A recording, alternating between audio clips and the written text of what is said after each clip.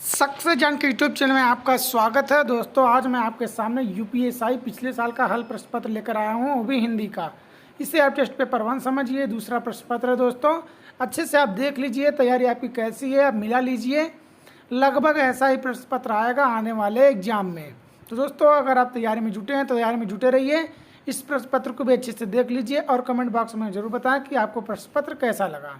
तो यहाँ पर देख लेते हैं पहला प्रश्न आपका पूछा गया था, सदा एकवचन में प्रयुक्त होने शब्दों को चुनिए। ऑप्शन था आपका, जिसमें से आपका ऑप्शन डी है वह सही, वर्षा और जनता। अगला प्रश्न आपका पूछा गया था, मानक भाषा की दृष्टि से अशुद्ध शब्द पहचानिए। तो जो भी ऑप्शन आपके दिया गया उसमें से ऑप्शन जो दूसरा अस्थाई, ये आपका उत्तर होगा। तीसरा प्रश्न आपका था, जैसे नागनाथ वैसे, इस पेश दिया गया था लोकोक्ति को पूर्ण करना था। यहाँ पर आपका उत्तर होगा सापनाथ। जैसे नागनाथ वैसे सापनाथ, ये आपका उत्तर हो जाएगा। चौथा प्रश्न पूछा गया, कृष्ण शब्द का स्त्रीलिंग क्या होगा। तो यहाँ पर आपके ऑप्शन जो भी दिया गया इसमें आपका उत्तर होगा कृष्णा। ऑप्शन ए जो आपका है वह सही है।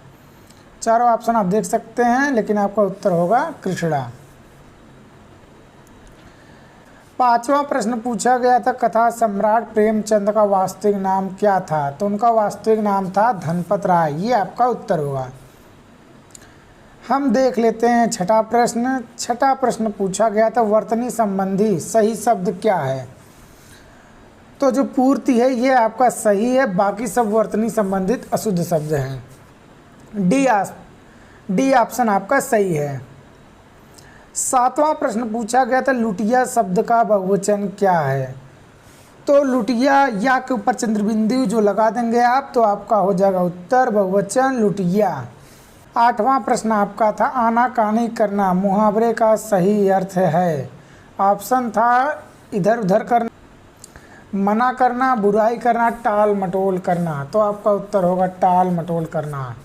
आनाकानी करना मुहावरे का सही अर्थ है टाल मटोल करना। नौवां प्रश्न पूछा गया था, जयशंकर प्रसाद की पहली कहानी कौन सी है। इसका उत्तर है ग्राम। जयशंकर प्रसाद की प्रथम कहानी है ग्राम, 1910 में हिंदू पत्रिका में प्रकाशित की गई थी। 10वां प्रश्न पूछा गया था, किस भाषा के लिए सन 1995 में साहित्यकार M.T. वासुदेव नायर को ज्ञानपीठ पुरस्कार से सम्मानित किया गया था। तो आपका थी मलयालम भाषा। ऑप्शन ए आपका सही है। मलयालम भाषा के लिए सन 1995 में साहित्यकार M.T. वासुदेव नायर को ज्ञानपीठ पुरस्कार से सम्मानित किया गया था। 11वां प्रश्न पूछा गया, तरंग शब्द का सही समानार्थी चयन कीजिए। तो दोस्तों तरंग शब्द का सही समानार्थी शब्द होगा ऊर्मी। ये आपका उत्तर बी आपका सही है। 12वां प्रश्न पूछा गया था, भक्तिन, यहाँ पर रिक्त स्थान दिया गया का प्रसिद्ध फिर रिक्त स्थान रेखा चित्र है। यहाँ पर आपको फील करना था। तो यहाँ पर भक्तिन महादेव वर्मा का प्रसिद्ध संस्मरण रेखा चित्र है। ये उत्तर आपका बी है, आपका सही है। 13वां प्रश्न पूछा गया था, माखन लाल चतुर्वेदी को उनकी किस रचना पर साहित्य अकादमी पुरस्कार मिला था। तो जो हिम तरंगिनी है, इसकी रचना के लिए माखन लाल चतुर्वेदी को 1955 में साहित्य अकादमी पुरस्कार से नवाजा गया था। उत्तर आपका सी सही है। 14वां प्रश्न पूछा गया था, अनुचित लोकोक्ति का चयन कीजिए। तो यहाँ पर ऑप्शन ए ये आपका अनुचित है, बाकी सब आपके सही हैं। अधजल गगरी पलटत जाइए नहीं होता, इसका उत्तर होता है अधजल गगरी छलकत जाए। तो यही आपका उत्तर गलत है, मतलब आपका उत्तर यही सही माना जाएगा। हम देख लेते हैं 15वां प्रश्न। 15वां प्रश्न पूछा गया था, निम्नलिखित में कौन सा अर्थालंकार नहीं है। मतलब अर्थालंकार का भेद नहीं है। तो श्लेष अलंकार को छोड़कर बाकी सब अर्थालंकार के भेद हैं, ये आपका उत्तर हो जाएगा। तो हम देख लेते हैं अगला प्रश्न। 16वां प्रश्न पूछा गया था, उत्प्रेक्षा अलंकार कब हो सकता है। तो जब उपमेय उपमान की कल्पना की जाए तब आपका उत्प्रेक्षा अलंकार होगा। 17वां प्रश्न पूछा गया था, यह मास जो चंद्रमा की रिक्त स्थान दिया गया के अनुसार गिना जाता है वह रिक्त स्थान दिया गया कहलाता है। तो यहाँ पर यह मास जो चंद्रमा की गति के अनुसार गिना जाता है वह चंद्रमास कहलाता है। उत्तर सी आपका ये सही है। 18वां प्रश्न पूछा गया था वृषभानुजा किस शब्द का समानार्थी शब्द है? सीता जान या फिर राधा पार्वती। तो वृषभानुजा जो शब्द ये राधा का समानार्थी शब्द है। 19वां प्रश्न पूछा गया था बहुत सुस्ती से काम करना के लिए उचित मुहावरा कौन सा है? तो 9 दिन चले 2.5 कोस, ये मुहावरा सटीक है। बहुत सुस्ती से काम करना, ये उत्तर आपका सही है, ऑप्शन ए। 20वां प्रश्न पूछा गया था हरिशंकर परसाई जी किस तरह की साहित्य रचना के लिए जाने जाते हैं? तो ये जाने जाते हैं व्यंग। हरिशंकर परसाई जी व्यंग रचना के लिए जाने जाते हैं। 21वां प्रश्न पूछा गया था भवन का अग्र हिस्सा अति भव्य है। स्पेस दिया गया, रेखांकित शब्द का विलोम शब्द चुनिए। तो यहाँ पर रेखांकित शब्द आपका होगा अग्र, इसी का विलोम पूछा गया तो इसका विलोम होगा पश्च, ऑप्शन बी। हम देख लेते हैं 22वां प्रश्न। 22वां प्रश्न आपका पूछा गया था आदर देने वाले बड़प्पन हेतु किस वचन का प्रयोग होता है? तो सदा आपका बहुवचन का प्रयोग होता है। 23वां प्रश्न पूछा गया था निम्नलिखित वाक्यों में से कौन सा संदिग्ध भूतकाल का उदाहरण है? तो मैं सामान वहीं रखा था, ये आपका संदिग्ध भूतकाल का उदाहरण है, ऑप्शन बी आपका सही है। देख लेते हैं 24वां प्रश्न। 24वां प्रश्न पूछा गया था वर्णमाला का कौन सा अक्षर पुल्लिंग नहीं है? ई। ये आपका पुल्लिंग नहीं है, बाकी सब पुल्लिंग है। तो दोस्तों आपका उत्तर हो जाएगा ऑप्शन सी। 25वां प्रश्न में पूछा गया संगम शब्द में किस तरह की शुद्धि है?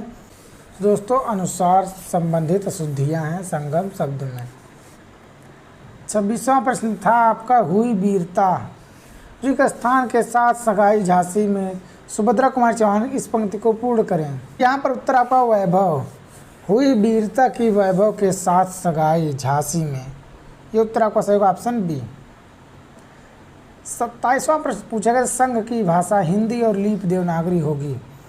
उपयुक्त प्रावधान संविधान के किस अनुच्छेद में है? तो अनुच्छेद 343 1 में ये प्रावधान दिया गया है, ऑप्शन सी आपका सही है। 28वां प्रश्न आपका पूछा गया परिमाणवाचक विशेषण द्वारा किसका बोध होता है? तो क्रिया के नाप तौल का बोध किया जाता है, ऑप्शन बी आपका सही है। 29 से लेकर 31 तक गद्यांश दिए गए, उस पर प्रश्न पूछा जाएगा, हम आपको उत्तर बता देते हैं डायरेक्ट। गद्यांश आप पढ़ लीजिएगा, प्रैक्टिस कर लीजिएगा। हम यहाँ पर आपको देख लेते हैं प्रश्न और उत्तर। 29वां प्रश्न पूछा गया है आपका गद्यांश से प्रत्येक रस के भाव कैसे होते हैं? तो भाव आपके अस्थायी होते हैं। सिंपल सा क्वेश्चन है। यहाँ पर 30वां प्रश्न स्पेस दिया गया है, अस्थायी भाव कहलाता है सी, रस का मूल भाव अस्थायी भाव कहलाता है, ये आपका उत्तर हो जाएगा। 31वां प्रश्न पूछा गया मनोविकार शब्द का उचित संधि विच्छेद क्या होगा? तो मन है धन विकार, ये आपका उत्तर होगा, ऑप्शन डी, ये आपका सही है। अगला प्रश्न आपका पूछा गया संचारी भाव की संख्या होती है, रिक्त स्थान की पूर्ति करें, 35, 40, 30 या 33, तो आपका उत्तर होगा 33। तो संचारी भाव की संख्या होती है 33। 30वां प्रश्न पूछा गया समानार्थी जोड़े का अनुपयुक्त विकल्प चुनिए। तो बी जो है काक सारंग मयूर, ये अनुपयुक्त है, बाकी सब सही हैं। हम देख लेते हैं 34वां प्रश्न। 34वां प्रश्न आपका निंदक नीरे राखिए आंगन कुटी छवाए, बिनु पानी साबुन बिना निर्मल करत सुभाए। प्रयुक्त पंक्ति में अलंकार पूछा गया है जिसमें आपका विभावना अलंकार है, ऑप्शन ए आपका सही है। 35वां प्रश्न पूछा गया है निम्नलिखित वाक्यों में से शुद्ध वाक्य का चयन कीजिए। तो उसने वहां पहुंचकर शोर मचाया, ये आपका शुद्ध वाक्य, बाकी सब अशुद्ध हैं। हम देख लेते हैं 36वां प्रश्न आयात किस शब्द का विपरीतार्थक शब्द है? तो सिंपल सा क्वेश्चन है, निर्यात का विपरीतार्थक शब्द है आयात। 37वां प्रश्न पूछा गया था माटी की मूर्ति किस लेखक की रचना है? तो माटी की मूर्ति ये आपका रामवृक्ष बेनीपुरी की रचना है, डी ऑप्शन आपका सही है। 38वां प्रश्न पूछा गया था राष्ट्र की रिक्त स्थान में ही देशवासियों की रिक्त स्थान है निहित है, वाक्य पूर्ण करें। राष्ट्र की प्रगति में ही देशवासियों की उन्नति निहित है, वाक्य पूर्ण हो गया आपका, ऑप्शन सी आपका सही है। 39वां प्रश्न पूछा गया था, जान श्याम घनश्याम को नाचे उठे वन मोर, पंक्ति में कौन सा अलंकार है? तो इसके अंतर्गत भ्रांतिमान अलंकार है। ऑप्शन सी आपका सही है। 40वां और अंतिम प्रश्न आपका पूछा गया, रात को अचानक वर्षा होने लगी में क्रिया विशेषण कौन सा भेद है? तो यहाँ पर रीतिवाचक क्रिया विशेषण है। ऑप्शन डी आपका सही है। तो दोस्तों ये रहा यूपीएससी प्रीवियस ईयर हिंदी का प्रश्न पत्र। अगर वीडियो पसंद आया हो तो वीडियो को लाइक करना ना भूलें, चैनल सब्सक्राइब कर दें। धन्यवाद।